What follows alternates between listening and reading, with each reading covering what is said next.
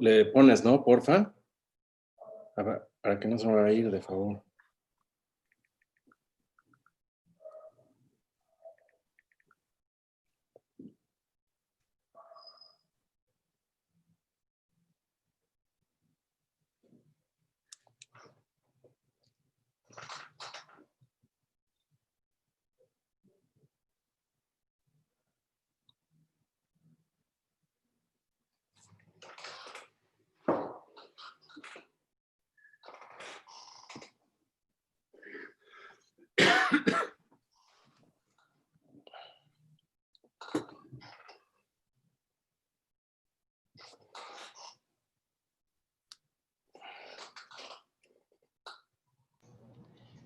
Desde el Consulado General de México en Los Ángeles y en esta gran alianza que hemos formado con el Canal 22, el día de hoy de verdad que vamos a hacer un paseo que nos va a llenar el alma, porque el día de hoy vamos a aprender y también vamos a disfrutar en esta intersección entre la ciencia y el arte que nos va a dar el artista Ernesto Ríos, y sobre todo vamos a aprender del curador Santiago Espinosa de los Monteros, que va a hacer todos los comentarios como que provienen de un verdadero especialista. Además que es un colega diplomático de la diplomacia mexicana. Y bueno, pues vamos a empezar a hablar con Ernesto Ríos. Muchísimo gusto, Ernesto. Gracias por estar el día de hoy con nosotros. Muchísimas gracias por invitarme a participar en esta serie que están haciendo en el consulado. Muchísimas gracias, cónsul. Muchísimas gracias, Marcela, Cintia, que también ha ayudado a organizar este evento, y Santiago Espinosa también, que está con nosotros. Gracias por invitarme. Al contrario, y muchas gracias, Santiago, por estar con nosotros y poder compartir contigo pues todos tus conocimientos y que nos ayudes a entender la creatividad y el arte de Ernesto Ríos. Bueno, muchas gracias, al contrario, Marcela, gracias por la invitación y bueno, saludos, Ernesto, también, y agradecer también a Cintia y a Orisa en Canal 22 que estuvieron trabajando mucho para que esto pueda pasar. Así es, no podríamos hacer nada de lo que hacemos sin nuestros equipos de trabajo, y la verdad es que Orisa es una gran aliada. Y bueno, ¿qué te puedo decir de Cintia Prida, que junto con su equipo de trabajo han hecho esto posible? Entonces, pasemos ya, porque queremos ya saber de tus creaciones, Ernesto, pero antes de ello me gustaría que me compartieras un poquito de ¿por qué eres artista? ¿Y desde cuándo sabías que lo tuyo era el arte, la creación? Bueno, una pregunta, ¿ahí me están viendo en la pantalla? O, sí, te estamos viendo, perfecto. Perfecto, nada más para luego cambiar sí. la presentación. Pues bueno, yo creo que esto surgió de manera natural, no fue algo que yo me propusiera, así como, sino que yo creo que crecí también en un ambiente en el cual pues ya había esa tradición de alguna manera de la relación con la imagen, sobre todo.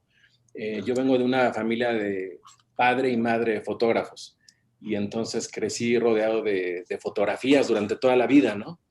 Y pues mis dos abuelos pintaban también, entonces yo creo que de ahí ya venía eso, ¿no? En el ADN de alguna manera. Y pues también venían muchos artistas a la casa, desde músicos, pintores, escultores, poetas, ceramistas, artesanos de diferentes partes del país, y yo creo que eso todo fue como influyendo, y de pronto pues dibujaba todo el tiempo, y cuando me enteré que existía el Instituto Regional de Bellas Artes, pues decidí inscribirme e iniciar esta formación. Pero tienes una gran trayectoria, no solamente ahí, sino también en el exterior has realizado estudios, ¿correcto? Sí, así es. Inicié aquí en Morelos, yo soy de Cuernavaca, en lo que era el Instituto Regional de Bellas Artes, y ahí estuve más o menos como 4 años consecutivos. Empecé pues muy joven, tenía 11 años cuando me enteré que estaba el instituto, y ya de ahí inicié, estuve en varios talleres, y luego tuve la oportunidad de estudiar literatura, y luego en el extranjero también seguí mis estudios de maestría en telecomunicaciones interactivas en la Universidad de Nueva York, gracias a una beca que tuve, en donde pues trabajé con nuevos medios y posteriormente hice un doctorado en Australia. Entonces siempre ha sido como estarme formando tanto académicamente como artísticamente y complementando, fusionando, ¿no? También con una aproximación, digamos, transdisciplinaria, ¿no? Que no sea nada más especializado en una sola práctica, digamos. Bueno, pues a mí me impresiona mucho que me digas que desde los 11 años ya sabías perfecto qué es lo que querías y que querías ser artista. ¿Qué opinas tú, Santiago, de esto en tu larga experiencia? Porque aparte eres periodista, curador, diplomático y has tenido una gran relación con diversos artistas. ¿Qué opinas de que a los 11 años Ernesto ya supiera que lo suyo era ser artista y creador? Bueno, todos los niños tienen perversiones. La de Ernesto fue la de ser creador visual. Es algo maravilloso, ¿verdad? Es algo muy, muy interesante. Yo siento que una cercanía temprana con las artes visuales no es muy usual. Generalmente muchos creadores visuales tienen estas aproximaciones a partir de los 20 y tantos años, una cosa así, cuando ya tienen la decisión clara de dedicarse a la visualidad o a la escultura o a la gráfica o a lo que sea. Pero una inclinación temprana siempre es muy, muy destacable justamente porque yo soy un convencido de que las artes visuales son una suerte de complemento del lenguaje. Es decir, hay mucha gente que es muy buena para decir cosas hablándolas o escribiéndolas, pero hay muchos otros que son muy buenos diciendo sus cosas bidimensionalmente o tridimensionalmente. Entonces, haciendo esas investigaciones de artes visuales es muy, muy relevante ver que muchos creadores visuales tienen una gran torpeza para expresarse verbalmente, que no es el caso de Ernesto, hay que decirlo, pero son muy hábiles para decir lo que tienen adentro justamente a través de su trabajo y su pintura, ¿no? Entonces, yo siento que en el caso de Ernesto estas dos partes se complementan muy bien porque además es una persona que reflexiona mucho a partir del hecho visual, a partir de no solo lo que podemos ver en un plano, sino todo lo que está pasando detrás y cómo llega él a estas imágenes. Hay como un trabajo previo largo que me parece muy relevante y eso hace que su obra no sea una obra gratuita, es decir, que no sea una obra simplemente retinal, que nos atraiga visualmente a los ojos y que se quede ahí, sino que sí hay un trabajo tras de reflexión, de búsqueda, de investigación, pues a veces casi de una paciencia brutal, como veremos ahora en algunas de las obras suyas, en donde la calidad pictórica es brutal y ha habido como una dedicación de mucho tiempo a cosas muy minuciosas que pues el caso de Ernesto las ha llevado, la verdad, muy lejos, ¿no? Sí, tienes toda la razón. Y entonces, ¿por qué no vamos, Ernesto? Llévanos, involúcranos, vamos a empaparnos de tu obra y de esta pues manera de crear en la cual pues ha sido la experimentación metodológica una gran herramienta y sobre todo esta parte de historia, memoria, prospección al futuro.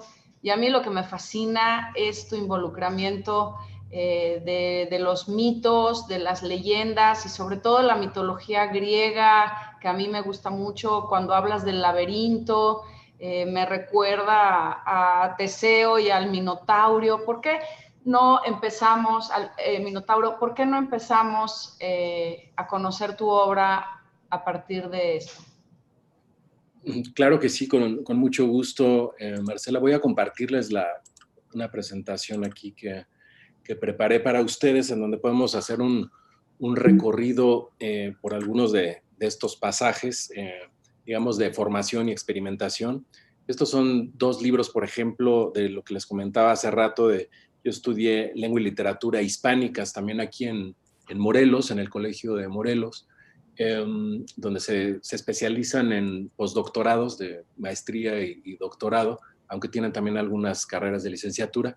Y ahí me adentré, como mencionabas hace un momento, Marcela, justamente en el mito del Minotauro, pero a través de la poesía latinoamericana y en especial en el caso del maestro Jorge Luis Borges, que trabajó el tema durante nada menos que 60 años, ¿no? 6 décadas en donde estudia el símbolo del laberinto y lo desarrolla junto con otros símbolos, ¿no? Entonces, ahí, por ejemplo, me di a la tarea también, como menciona Santiago, de estudiar a fondo y de manera muy minuciosa la presencia, por ejemplo, del laberinto en toda su obra poética, que son 425 poemas y todos los cuentos, que son 73, que se dice rápido, pero pues son muchísimos años de trabajo. Y ahí fui como desmenuzando y adentrándome en ese símbolo para ver cómo evolucionaba, ¿no? Y un poco la idea de eso fue ir relacionando este símbolo con otras, digamos, formas o mitos que me inspiran, ¿no? Y eso me llevó, como decías hace rato, también a formarme en el extranjero, y en este caso, por ejemplo, esta pieza surge también de esa investigación, ya después que estudié la carrera en lengua y literatura hispánicas, hice esta maestría que comentábamos, que es en telecomunicaciones interactivas, que es básicamente la Tisch School of the Arts, que es fusionar o trabajar el arte y la comunicación a través de las nuevas tecnologías que se estaban desarrollando en ese momento, ¿no? Porque pues un año después ya sabemos que van cambiando, ¿no? Y en esta estancia de 2 años de trabajo, experimenté mucho con sensores de presión que detectan movimiento, y en este caso fue hacer un reloj de arena que trata de reinterpretar el tiempo, el espacio y el laberinto nuevamente como 3 grandes símbolos que se van entrelazando. Ese es uno, por ejemplo, de estas piezas que estuve trabajando en ese momento. Entonces, la idea es que el espectador acaricie, digamos, por decirlo de alguna manera, el tiempo y se haga líquido, ¿no? Entonces, esto es una proyección sobre arena de desierto, y se va como distorsionando y haciendo como una imagen líquida. También de pronto ahí está la referencia, desde luego, que con los relojes blandos de Dalí, del cuadro de la persistencia de la memoria, ¿no? Que hace esa interpretación del tiempo, ¿no? Y que yo creo que ahí me gusta mucho esa parte de Dalí, no precisamente toda la obra, sino ese interés en particular que tenía de la ciencia, ¿no? O sea, eso fue a partir de textos científicos que él lee, y cómo esa percepción del tiempo pues es relativa, ¿no? Y que también Borges de alguna manera lo señala en su obra poética, ¿no? Entonces son, por ejemplo, algunas de estas piezas. Y eso lo fui llevando también, no solo en piezas interactivas, sino también en pintura. Por ejemplo, esta es una obra de formato grande, más o menos de casi 1,40 por 1,40. Y es también aquí fragmentar un poco ese símbolo, y hacerlo también como si fuera una toma aérea o una pirámide vista desde arriba. No sé, me imagino Tenochtitlán vista desde el aire, o una imagen que se puede ver relacionada con el cosmos también.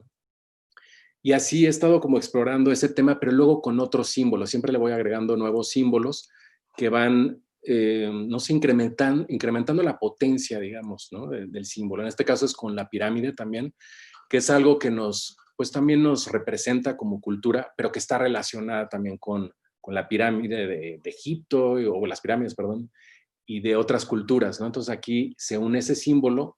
En la parte derecha pueden ver en el cuadro azul una cruz en el centro, que eso también tiene una connotación pues simbólica, religiosa, porque fue un símbolo que se utilizó también como símbolo de redención o de camino espiritual, ¿no? Y así es como he ido explorando, digamos, el tema en diferentes medios y materiales. Esto también lo comentaba con Santiago el otro día, que tuvimos la oportunidad de platicar. Es parte de mi investigación doctoral que hice en Australia, en la Universidad de Royal Melbourne Institute of Technology, la RMIT. Es una universidad también técnica que fusiona también conceptos de, pues, mucha investigación en ciencia y tecnología. Y ahí estuve, bueno, viví 7 años en Australia y fueron más o menos 4 años de proyecto con una beca al 100%, ¿no? Que eso también, como artista mexicano, fue muy importante para mí salir de mi país, formarme en el extranjero y aprender de muchas otras cosas, ¿no? También de la cultura aborigen australiana, de la arquitectura que se está haciendo por allá, que es maravillosa, atravesar el desierto de norte a sur y de este a oeste, que me tomó pues un muy buen tiempo, pero lo iba haciendo también con la cámara fotográfica, ¿no? Porque me interesa mucho también capturar esos elementos que luego voy procesando, ¿no? Y aquí son algunos detalles de estas investigaciones. Estas son en objetos en 3D hechos con plástico, con máquinas que me ayudaban a hacer estos detalles milimétricos. Y bueno, así lo he ido explorando también con otros materiales mucho más sencillos, como en este caso son simplemente cerillos. Esto fue también en la Facultad de Arquitectura de la Universidad de Australia. Y de repente me gusta como explorar un solo material y ver qué posibilidades tiene ese material tan sencillo, como en este caso cerillos, y con ello poder hacer fotografías, hacer esculturas, hacer proyecciones en video y ver hasta dónde me lleva este material que uso cotidianamente para cocinar. Yo tengo una estufa todavía de gas y me encanta ese ritual básico en la mañana de llegar, prepararme mi café con un cerillo y luego ponerlo ahí al lado. Y ya que acumulé varios cerillos, ya empiezo a hacer algo con ellos, ¿no? Y es también para mí una especie de introspección y de meditación geométrica que también al mismo tiempo veo como que son maquetas arquitectónicas que podrían ser en un momento dado edificios. No sé si a ustedes les da como esa sensación que podría ser algo arquitectónico. No sé cómo lo perciben ustedes. Evidentemente es un espacio arquitectónico, es una recreación arquitectónica definitivamente, con estos edificios y estas propuestas que vemos cada vez con más frecuencia en muchas ciudades del mundo, sobre todo en las áreas en donde han estado buscando modernizarse. Cada vez los edificios son más altos, cada vez los edificios son más propositivos en cuanto a sus formas y esto. Pero esto me remite nuevamente a lo que hablabas justamente de las pirámides. En las pirámides, en este caso, se trata de un espacio exterior como referencia central, pero hacia la parte interior de las pirámides está toda la parte laberíntica, la parte no a la vista, la parte no siempre a la mano, para poder hacer referencia a ella. Y me remite también mucho a un ser humano, es decir, a cómo somos los seres humanos, en donde tenemos una caparazón con la que andamos por la vida, ¿verdad? Pero interiormente tenemos toda una serie de laberintos y de meandros y de caminos que no siempre están a la vista, no siempre están a la mano. Por eso me interesan mucho esas piezas de las pirámides en donde has reconstruido ese interior del exterior, ese interior de lo que no siempre vemos, que de alguna manera abre el juego para escudriñar finalmente lo que es un objeto piramidal, como es este caso, que tiene mucho también de ritual, tiene mucho también de veneración, tiene mucho también de una conexión con el sol, con la luna, con los ciclos de arquitectura o los ciclos, perdón, de agronomía, todo ese tipo de cosas. Y eso se refleja también en los cerillos que estás poniendo ahora. Con esos cerillos, pequeños objetos muy cotidianos que generalmente desechamos, pues ellos se han convertido ahora en esas propuestas de esas nuevas pirámides que son los edificios y las grandes conglomeraciones urbanas en donde a partir de ellos se trata de lanzar el mensaje de somos muy modernos, estamos al día, tenemos edificios inteligentes, pero no son más que esas caparazones de laberintos a los que hay que escudriñar. Me encanta tu reflexión, Santiago, porque, y lo comentaba con Ernesto, de este poema de Borges, El amenazado, ¿no? Que habla de los muros, sí, de la cárcel, de los ejércitos, y cómo es cierto, ¿no? Que tenemos una cara hacia el exterior y que por dentro tenemos estos laberintos y estas otras maneras de comportarnos, ¿no? Así es, así es. Y pues Así coincido con ustedes también de esta, digamos, aparente también como contradicción, ¿no? Del proceso creativo y cómo tiene que ver también con la arquitectura, ¿no? Y con el urbanismo. Leía, por ejemplo, un texto que escribió un arquitecto que se llama Bernard Tschumi, que hablaba justamente de esta relación entre la pirámide y el laberinto. Para Tschumi, la arquitectura es la pirámide y el laberinto es la ciudad en sí misma, el urbanismo, ¿no? De cómo vamos construyendo las ciudades a partir de esa edificación, ¿no? Entonces son inspiraciones que nos van motivando para crear y que finalmente los símbolos y la mitología pues sintetiza la condición humana justamente, ¿no? Las bajas pasiones, la guerra, el amor, la traición, la fortuna, etcétera, ¿no? Entonces ahí se sintetiza todo eso, ¿no?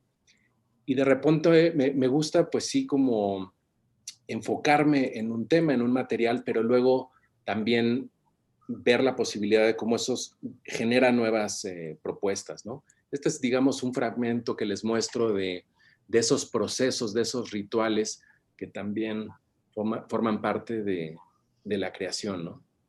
En este caso es, ya después de que se hace la estructura laberíntica, es quemarla, dejar que el fuego la consuma y que complemente la obra de alguna manera también, ¿no? Y que, como mencionabas, Marcela, pues el fuego nos une también de alguna manera, ¿no? A todos. Sí. Le preguntaron a Jean Cocteau que si llegara a su casa y encontrara que su casa se está incendiando, ¿qué salvaría? Y Jean Cocteau contestó, salvaría el fuego. Qué Claro. maravilla, ¿no? Qué maravilla de cita y sí, qué reflexión. Porque lo ves y es fascinante, ¿no? Fascinante, claro. Y cómo el fuego cambió toda la creación, la arquitectura e inclusive el concepto del hogar, ¿no? Justamente viene de ahí, del fuego, ¿no? De la hoguera. Y nos reunimos alrededor del fuego en todas las culturas, ¿no? Es algo también universal. Así es, así es. Y bueno, de pronto les dejo ahí nada más un fragmento y este es el resultado ya después cuando logro apagar el fuego y rescato también mi estudio, porque si dejo que se consuma, pues Sí, ya luego sería un poco complicado. Entonces también hay que apagarlo por momentos para que podamos luego rescatar la obra, ¿no? Y es así como ya luego se ven las piezas también terminadas. Esto fue, como les comentaba también anteriormente, en el Roberto Garza Sada, en el Centro Cultural en Monterrey, que fue un edificio que hizo el gran maestro Tadao Ando, y que pues es un edificio imponente de concreto, al cual me invitaron a participar en la parte, en la galería de arriba y abajo, pero era tan grande el espacio que quise utilizar el espejo como una especie de objeto que me permitía mimetizar un poquito la instalación, ¿no? Y así que el espacio arquitectónico también formara parte de la obra. Y bueno, esta es una pequeña selección de las piezas. Ahora no sé, me gustaría, regresando un poquito, ahí no sé si tienen como algún comentario o pregunta también. Bueno, yo quisiera que como les digo, yo estoy representando aquí a la comunidad, ustedes es el experto, Santiago, nuestro artista, Ernesto. Quisiera preguntar, si pueden regresar unas láminas antes, Sí, se claro. ve como que ahumado, que hubo los cerillos, se encendieron y dejaron, sí. Pero quisiera que me explicaran un poco cuál es esa superficie y cómo se trabajó me encantó eso. Pues esto fue una pequeña intervención que hice en Los Cabos, en un hotel que se llama El Ganso y que tienen un programa de residencias artísticas en la cual han participado varios artistas de mi generación también. escultores y artistas plásticos. Y aquí la idea básicamente fue pues no dejar una pintura, una escultura, sino nada más como, podríamos llamarle como la memoria del fuego, ¿no? Y de pronto, después de haber hecho tiras de pues cientos y cientos de cerillos, quedó nada más esta memoria, digamos, ¿no? Y eso también hay como una estructura fragmentada y se van quedando como las líneas punteadas, ¿no? No me acuerdo si fue Kandinsky, creo que decía que una línea es una sucesión de puntos. Yes. Aquí son pues una sucesión de puntos quemados, ¿no? Y me gusta mucho cómo deja esos efectos que uno no prevé, pero que ese accidente, entre comillas, pues le da un acabado interesante. No sé cómo lo ves tú, Santiago, desde tu perspectiva. Bueno, lo que sí es muy importante ahorita comentar sobre que ha sido un tema, los vestigios del fuego en la obra han sido muy importantes. César Martínez en México lo hizo en su momento, hizo unas piezas en donde él explotaba la pieza y lo que dejaba el fuego era justamente lo que permanecía en la obra. El fuego, por supuesto, acabó por extinguirse, pero dejaba su huella. Marcos Kurtix también, un gran performancero de origen polaco que vivió en México pues desde muy joven. También hizo muchísimos trabajos a partir de explosivos y lo que quedaba de la obra era justamente ese vestigio, como el que estamos viendo en la pieza que está en pantalla ahorita mismo. Y también hay un chico en Oaxaca que se llama Gabino Guizú, que hace retratos con el ahumado de las velas de parafina. Entonces, a partir de ese ahumado, él va trabajando los retratos, unas piezas, la verdad, muy interesantes. No puedo dejar de pensar, ahorita que estaban hablando de las cárceles, de los espacios interiores, de los edificios, un libro de muy reciente aparición de Guillermo Arriaga que se llama Salvar el Fuego, justamente. A partir de ese libro, pues, se entiende un poco todos estos pasillos, todos estos lugares casi recónditos dentro de las prisiones, dentro de las cárceles, pero a partir de esa casi de este espacio como críptico al que se tiene poco acceso como ciudadano común, a partir de eso comienza toda una relación muy intensa con personas que están afuera. No quiero espolear el libro para quienes no lo han leído, pero hay una gran relación de todo esto que sucede interiormente en una cárcel con personas que están en libertad. Y a partir de eso, cómo empiezan a compartirse, como hablábamos hace unos minutos, estos laberintos, tanto los carcelarios como los de la ciudad, y empiezan todos a embonar y de alguna manera todos tienen finalmente una coincidencia brutal. Un libro altamente recomendable, no es un anuncio, pero es altamente recomendable. Y justamente tiene esta visión de lo interior-exterior, de lo interior a veces pues muy oscuro, muy complejo, como es una cárcel, a lo interior también del mundo libre, por llamarle de alguna manera, en donde también la ciudad tiene sus complejidades, en donde también una vida de mucha comodidad aparente y todo esto tiene unas complejidades también brutales, ¿no? Entonces, cuando a estos dos mundos se unen, pues puede haber detonaciones brutales que derivan en una riqueza muy amplia justamente en el compartir esos mundos en apariencia totalmente antagónicos, pero que al final del día se complementan. Muchas gracias, Santiago.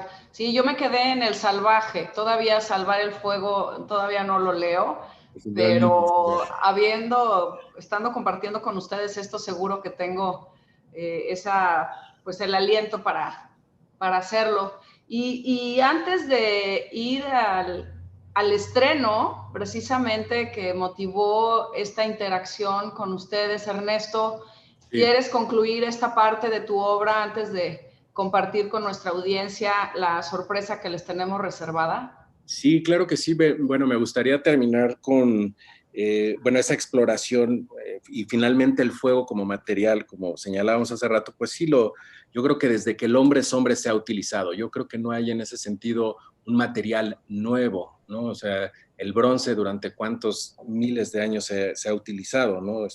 Recordaba otro artista que se llama Kai Guo Qiang, que también expuso en el MUAC que trabaja con pólvora, ¿no? Y siendo chino que ellos inventan la pólvora, pues es otro material. Pero en ese sentido creo que en el arte no es tanto el material nuevo, sino cómo tú le das ese giro y ese toque personal para que de alguna manera tenga tu esencia, ¿no? Y que de esa manera sea distinto.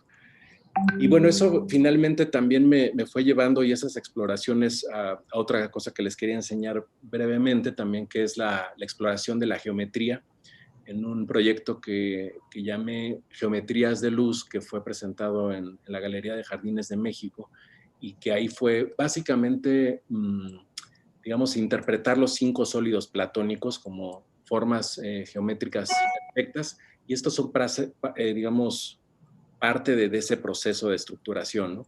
Ahí sí tuve que trabajar también en colaboración con arquitectos e ingenieros que me ayudaron a hacer los nodos de conexión de estas figuras para luego iluminarlas con LEDs y programarlas. Es una instalación en un ambiente oscuro en donde todos los sólidos platónicos, con excepción del hexágono, que es un cubo de espejo, se fragmentaban y se complementaban en el espejo. Y un poco la idea ahí era también, tomando la metáfora de Platón, de la caverna, y de que vivimos en sombra, o sea, como rodeados de sombras, y especialmente en estos tiempos, pues es una manera de irse acercando poco a poco a quitarse esa ilusión de las sombras y acercarse a la luz. Entonces programé estas esculturas que miden más o menos como 2,5 metros de alto, con 3 secuencias numéricas que van de 1.1, o sea que es casi tiniebla, hasta iluminarse con 33 del porcentaje de iluminación, ¿no? Y pues así he ido explorando otros temas, haciendo exposiciones también, no solamente aquí en México, en el extranjero, cuando se ha presentado la oportunidad.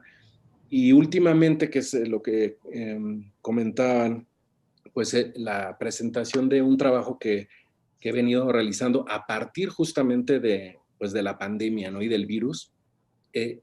Anteriormente trabajé virus digitales, como en este caso, en esta pintura, pero desde que llegó pues, el coronavirus al mundo y se empezó a propagar como lo sabemos bien, me di a la tarea también de investigarlo, ¿no? Empezar a hablar con la comunidad científica de mi estado, incluso también de otras universidades, aparte de la UAM, en donde trabajo en la Facultad de Arquitectura, sino también doctores en microbiología de la UNAM, inclusive del extranjero, ¿no? Y platicando con ellos, y especialmente con la bióloga Liliana González Flores, que estuvimos platicando mucho sobre el genoma y la secuencia, vimos que había esa relación también en mis trabajos previos de interpretación de virus. Entonces, cuando leí que esta secuencia genómica tenía más de 30,000 caracteres, donde se representan todos los nucleótidos, es decir, todos los componentes químicos que lo conforman, pensé que por qué no hacía de alguna manera, a través de la pintura y de la fusión, pues de la influencia científica y tecnológica, una recreación, ¿no? Entonces me di a la tarea de transcribir este genoma y con ello representar las 500,000 muertes que llevamos, o bueno, seguramente ya son muchas más, ¿no? Entonces esta es nada más una idea aproximada de cómo se ve la secuencia del genoma, es un fragmento simplemente ahorita lo que vimos, y de ahí comencé a pintarlo y a traducirlo en imagen, utilizando en este caso un símbolo que ha sido también usado durante muchísimos años, que es el cráneo, pero que para mí representa también, digamos, el símbolo más puro de la humanidad, porque sin importar si eres chino, mexicano, taiwanés o brasileño, pues todos coincidimos en el mismo símbolo, ¿no? Entonces, lo complejo aquí fue que a partir de esta limitación, digamos, representacional de utilizar simplemente las letras del genoma, cómo irlas entrelazando para que den la ilusión de volumen, ¿no? Porque hay un espacio entre cada una de las letras. Entonces, no es una manera en ese sentido tradicional de pintar, ortodoxa, sino que fue como un gran reto técnico, además del tamaño, son letras muy pequeñas, y con ello fui haciendo esta pieza, ¿no? Aquí vemos, por ejemplo, un fragmento de cómo se fue haciendo letra por letra para ir pues reinterpretando esta secuencia genómica, ¿no? Y esa fue parte de pues de la investigación. Me ha tomado prácticamente 5 meses el terminar esta pieza, y que es pues fruto de investigación, de mucho trabajo, de experimentación y de una manera distinta de hacer mi propia obra, ¿no? O sea, ya tenía como resuelta una forma de hacer las cosas de manera más geométrica, más abstracta, más síntesis, y en este caso extrañamente regresé a una cuestión figurativa, ¿no? Yo de hecho no soy un pintor figurativo, ¿no? Pero de pronto me di a la tarea de hacerlo así, sobre todo porque considero que los artistas tenemos esa obligación o responsabilidad de reflejar el tiempo que nos toca vivir. Entonces fue por eso, no por una moda o no porque dice la feria de Mako, de Basel, porque yo creo que la moda a veces es tan estúpida que cambia cada mes o cada 3 meses. O sea, yo creo que el arte debe ser atemporal, sin importar si para ello necesitas hacer algo figurativo, abstracto, conceptual o interactivo, ¿no? Entonces aquí es parte del registro de esta pieza. Ha sido, como les comento, pues un proceso largo, y sigo todavía viendo la posibilidad de quizá de obscurecer o de iluminar ciertos detalles y de presentarla próximamente. Para mí sería un honor poderla exponer con ustedes próximamente, cuando también la situación lo permita. Y bueno, esto es parte del proceso que quería compartir. Lo tengo aquí en el estudio, quizá por la iluminación ahorita no sé cómo se va a ver, pero también podríamos quizá ver un fragmento.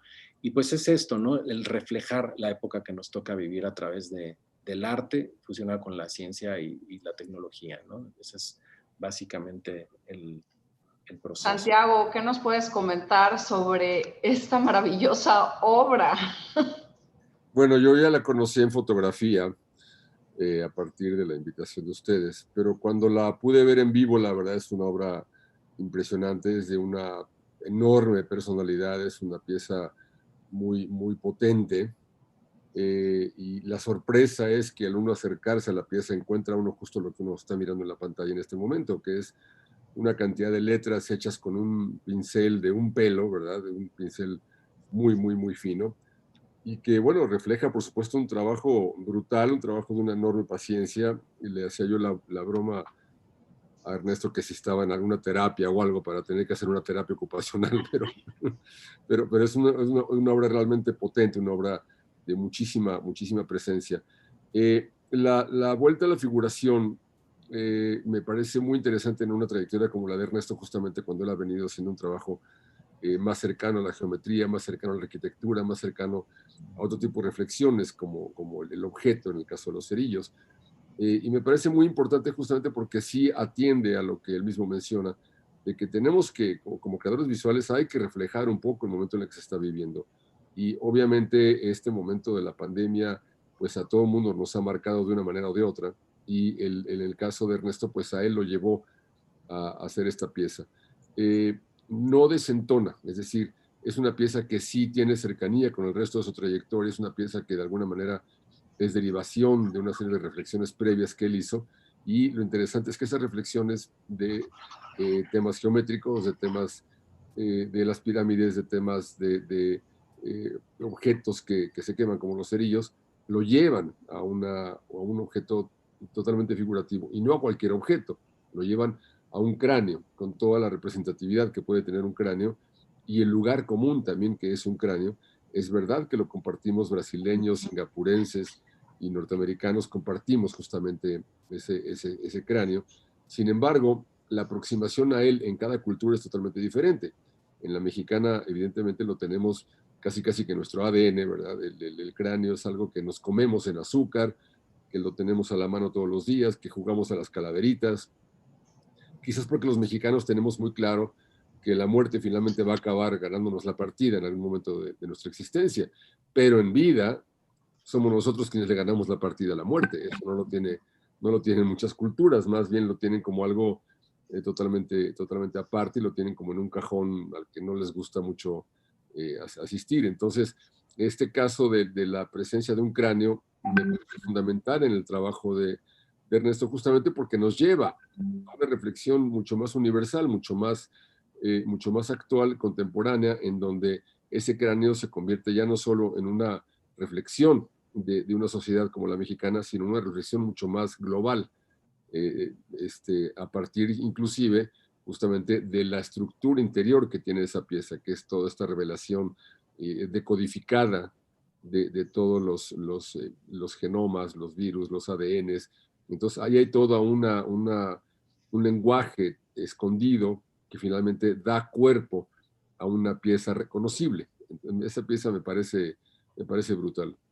De hecho, yo diría que es una pieza de calidad museo, es una pieza para que esté en alguna colección pública o privada importante y en exhibición al público.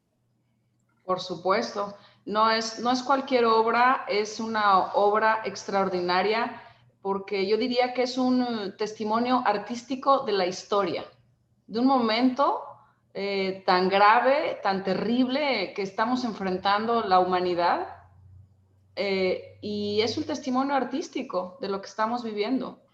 Así es que, por supuesto, Ernesto, que nosotros desde el Consulado General de México en Los Ángeles te apoyaremos, como lo sugiere Santiago, para que esta obra sea reconocida y se le dé la relevancia del caso y pueda ser exhibida en cuanto se pueda. Pues muchísimas gracias a los dos por esa mención y por ese apoyo. Y sí creo que pues a uno le daría mucho gusto también que forme parte de una colección que pueda posteriormente ver mucha gente. Estamos viendo la posibilidad también de exponerla en un museo próximamente, ya luego les pasaré también la información y luego pueda hacer en ese sentido un recorrido y que pudiera visitar Los Ángeles. Sería un honor para nosotros y presentarlo con la comunidad mexicana también allá. Y nos encantaría que en esa visita no solamente vinieras tú, sino también nuestro curador Santiago Espinosa de los Monteros, para que nos siga educando en este acercamiento a tu obra. Y bueno, pues el tiempo se nos va. Ha sido realmente una conversación fascinante, pero que me gustaría concluirla, Ernesto, ¿Sí? con un atisbo a una exhibición que tienes, un recorrido virtual, ya que hablas de recorridos. Si es posible hacer un recorrido virtual para poder concluir este viaje tan maravilloso que hicimos el día de hoy. Claro que sí, con mucho gusto. Les enseño un poquito aquí del estudio y del CAO y las experimentaciones que tenemos, pero con mucho gusto. A ver, me voy a trasladar a la parte de allá. Denme un segundito. ¿Tú lo tienes ahí por ahí? Sí, ok. Va a salir un segundito de aquí. Sí, estamos aquí listos.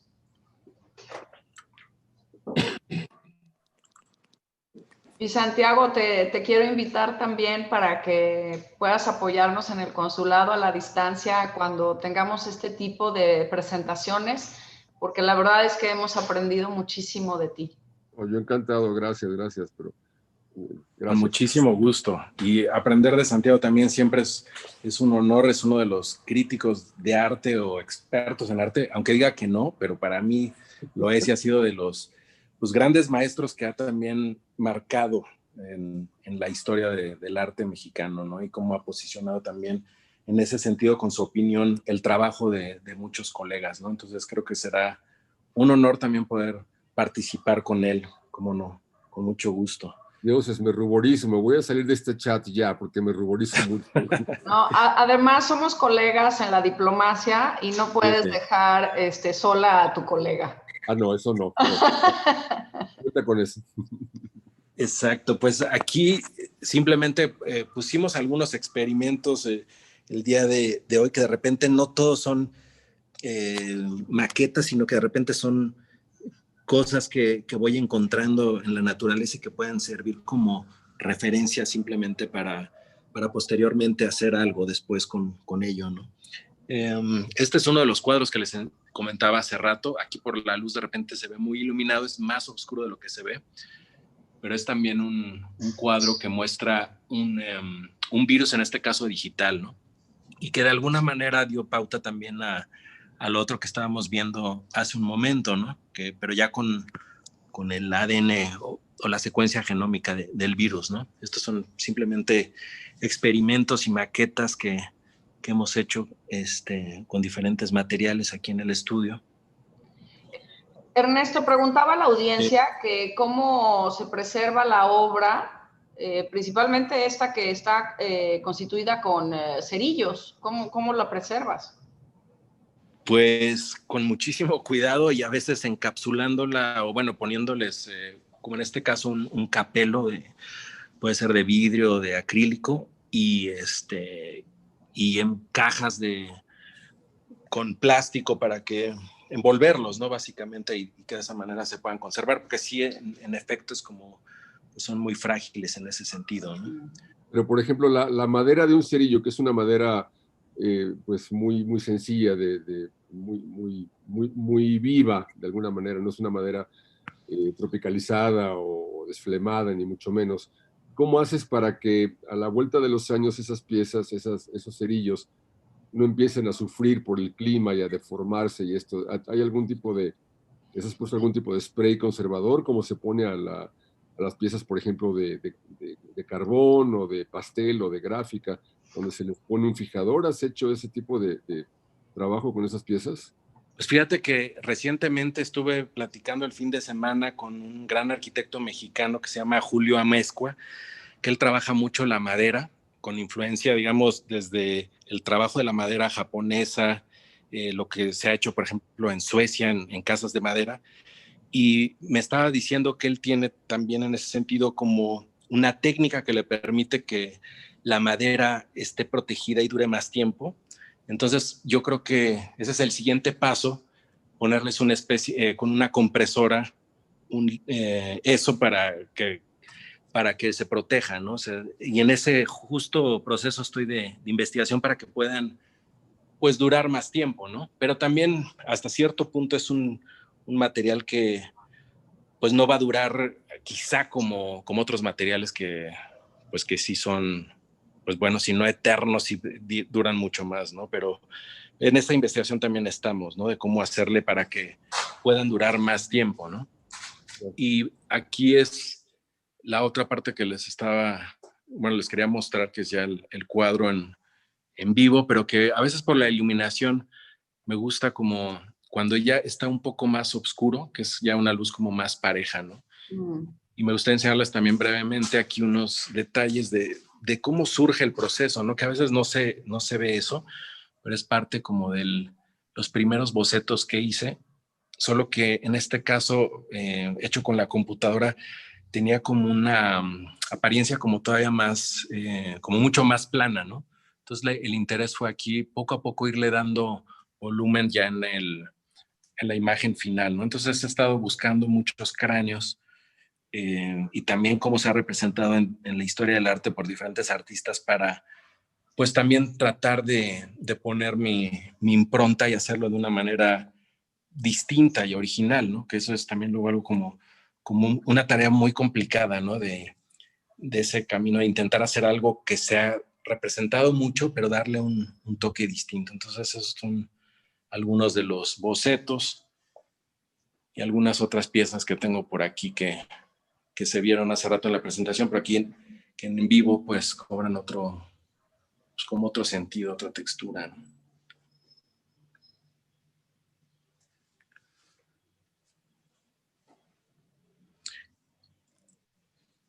Y pues así es. Muchísimas gracias, Ernesto.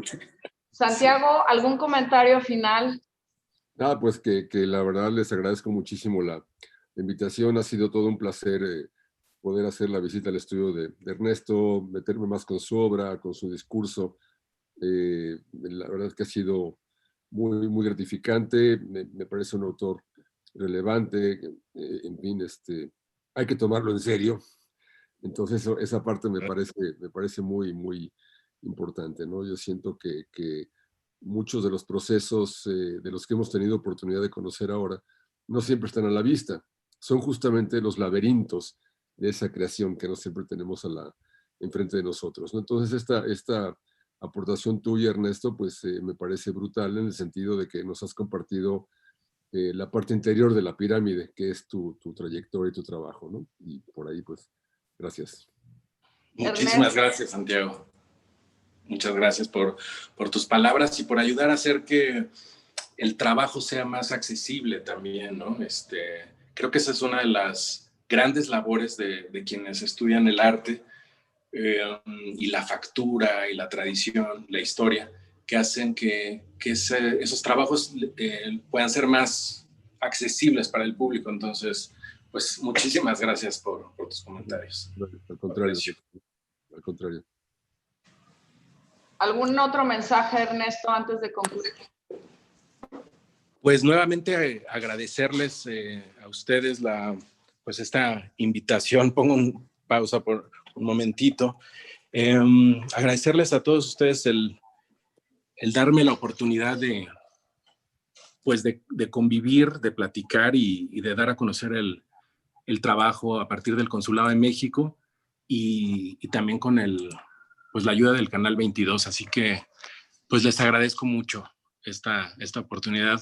Marcela, muchas gracias, a Cintia, y pues ya al público en general que está ahí con nosotros. Pues muchísimas gracias, Marcela. Santiago, Ernesto, la verdad es que nosotros nada más nos queda dar un profundo agradecimiento por haber sostenido esta conversación y conocer más del mundo del arte, de tu obra, de los conocimientos de Santiago, al Canal 22, y nos quedamos pues con el alma llena, gustosa y simplemente muy privilegiados. Muchísimas gracias. No, al contrario, gracias. Gracias, Marcela, un placer. Gracias, Cintia, si andas por ahí. Gracias, Cintia.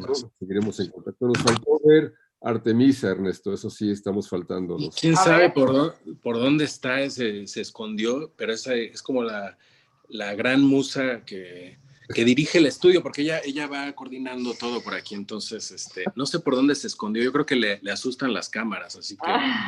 Lo que habla bien de ella. Exacto. A ver si para la próxima ocasión. Claro. Que esperemos que haya próxima, seguro que sí.